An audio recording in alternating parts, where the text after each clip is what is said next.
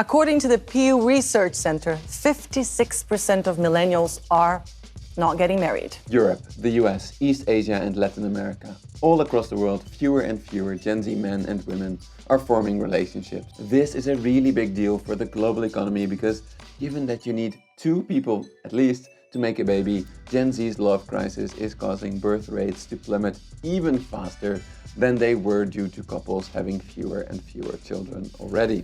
So, what's behind this global trend? Why can't Gen Z find love anymore?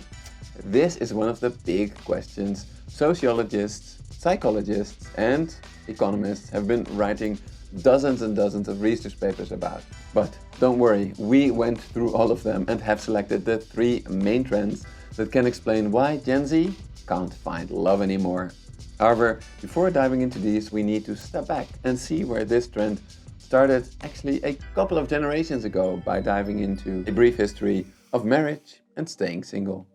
These were my grandparents. For them, a marriage was about far more than love. For them, it signified adulthood, respectability, and, importantly, it just made economic sense. You see, in those days, running a household was really hard work. So if men wanted to work full-time, they needed to find a wife. Meanwhile, few women had access to paid work. So if they wanted financial stability, they needed to find a husband. Remaining single carried stigma, especially for women, who were often referred to in derogatory terms like spinster or old maid. The stigma was even worse for unmarried pregnant women. Add to this that contraception was limited, and you'll see that on top of the economic reasons, marriage was also the only safe way to have an active sex life. A rapidly improving economy changed this dynamic in 2 ways. First, inventions like the dishwasher, vacuum cleaner, and especially the washing machine made housework far less demanding. Second, increased household wealth and government services gave middle-class families increased access to services previously only available to the ultra-wealthy, like a cleaning help, babysitter, and daycare. On top of that, the invention of contraception and the liberalization of abortion meant that marriage was now no longer the only safe way to have an active sex life. Therefore, marriage or even coupling without marriage became a choice rather than a necessity. This could explain why soon after, marriage rates started falling relentlessly in the United States. But importantly, a lot of that was initially compensated for by the fact that more and more people became couples without marrying. Even without the economic necessity and strong social norms, people still wanted a stable relationship. This makes sense given that men and women that enjoyed a long, stable relationship tend to be happier and healthier. And yet, despite that, a new trend soon emerged. All across the world, young people are now not just getting married less, they are also struggling to find love in general. Such a recent trend is hard to justify by pointing at washing machines and condoms. So if we want to answer our question why Gen Z can't find love anymore, we need to turn to 3 more recent explanations. That is, after you let this married millennial man vent about his expensive family trip due to ridiculous roaming charges and how such mistakes can be banished thanks to our video's sponsor, Saily, a super convenient eSIM provider that I wished I had known about last year when I forgot to turn off roaming when I drove into Switzerland. A stupid mistake that cost me almost 50 euros for a couple of hours of GPS. Therefore, these days when I travel, I make sure Saily is installed on my phone. Then I choose my data plan well before going on my trip for maximum comfort. For example, I'm going to Switzerland again in a couple of weeks, so now I'm not going to make that mistake again. I'm going to pick the Switzerland data plan, and now it says, got a coupon? Yes, I do. Money Macro. And bam, there's my discount. Now I don't have to stop at a phone company to get a local eSIM in Switzerland with 2 screaming kids in the back of the car. Now I don't have to turn off my GPS while driving across the border. I can just drive straight to my hotel, and when I get there I don't have to rely on public Wi-Fi to check the comments you guys are making under this video. And whenever I go somewhere else, I just know how it works now. I open the Saily app again and get a new local SIM card.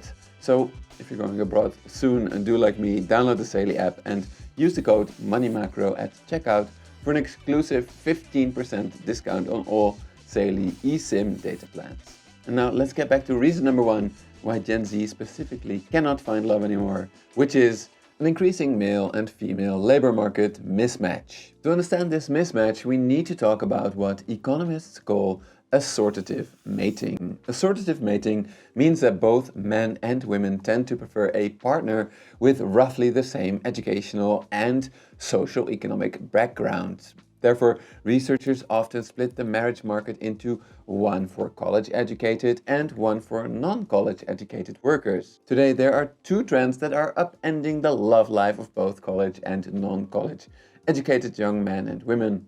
When it comes to college, this graph shows us that while there used to be more college-educated men in 1970, this trend has now flipped. In countries ranging from the UK to Korea to Spain, there are now far more college-educated women than men. According to the theory of assortative mating, fewer college-educated men compared to women will lead to fewer couples. However, if we look at marriage rates for college-educated women in the US, we can see that, surprisingly, it's rather stable. It's actually non-college educated women that increasingly remain single. But why?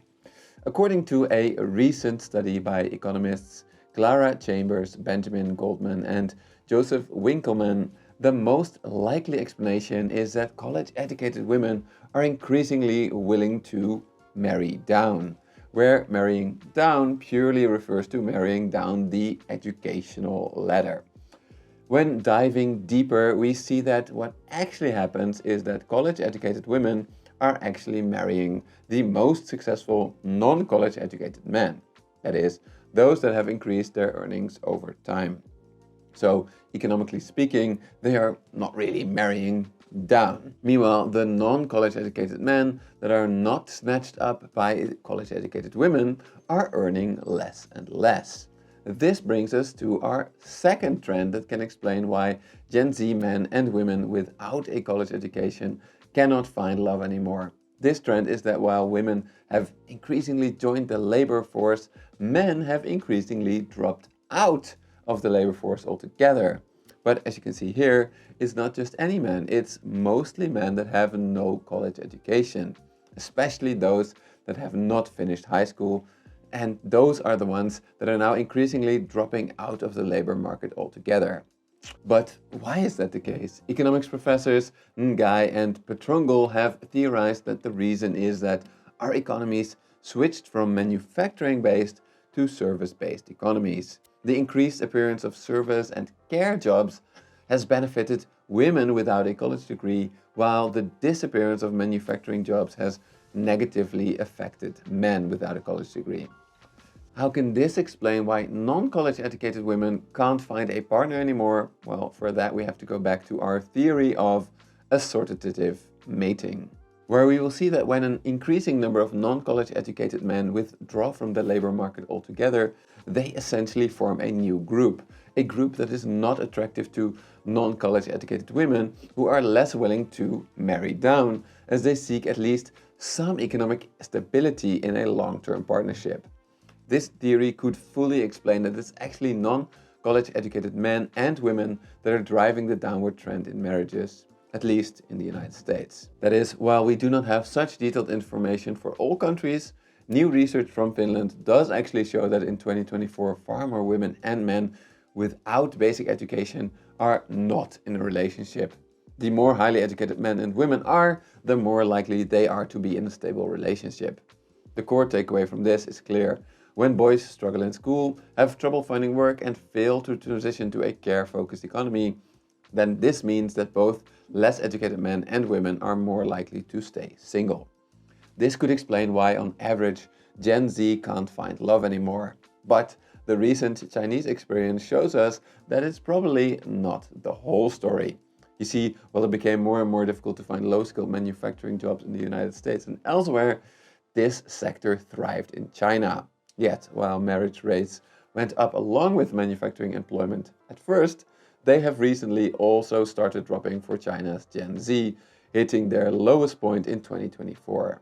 This brings us to our second explanation, which is housing affordability. Our first clue to its importance is that a 2011 survey found that roughly 70% of Chinese women consider home ownership necessary before marrying.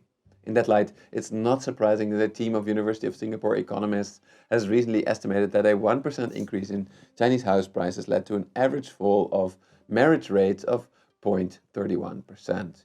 This could explain why, while manufacturing jobs continue to increase, marriage rates already started rapidly falling in 2013 when China's house prices surged to never-before-seen levels.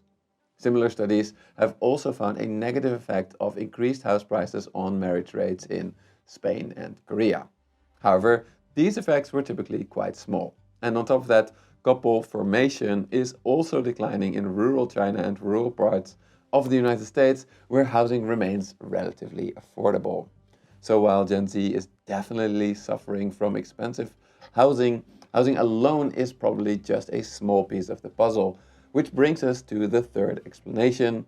Phone addiction is ruining my life, and it's probably ruining yours too. Put the phone down.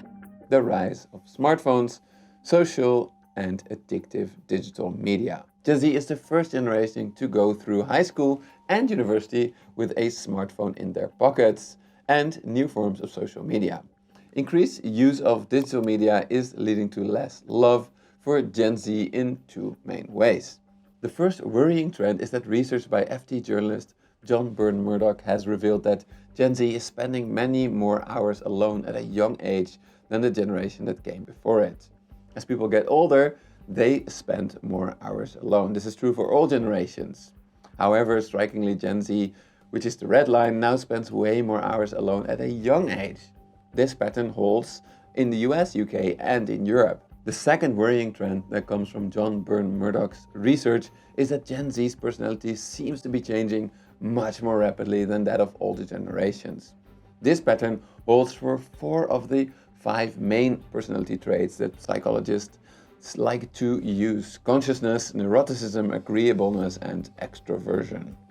First, this red line shows that since 2016, Gen Z is quickly becoming less conscientious than generations that came before it. Now, conscientiousness is a psychological trait related to self-discipline, reliability, and follow-through. Lower conscientiousness makes it harder to signal stability and commitment, a massive drawback in both work and in relationships. Second, neuroticism reflects emotional stability and how strongly we react to stress and negative emotions. Gen Z is more neurotic than previous generations, and since 2017, increasingly so. Higher neuroticism means greater anxiety, mood swings, and sensitivity to rejection. Not exactly helpful when dating already feels risky. Third, agreeableness measures empathy, cooperativeness, and the willingness to compromise. Lower agreeableness can make people seem more competitive, critical, or self-focused, which, when taken too far, undermines trust and warmth in many new relationships. Again, Gen Z is less agreeable, and it's gotten significantly worse since 2016. Finally, extroversion covers sociability, assertiveness, and energy in social settings. Less extroversion translates in less initiative in approaching others, which can of course be detrimental for meeting new partners.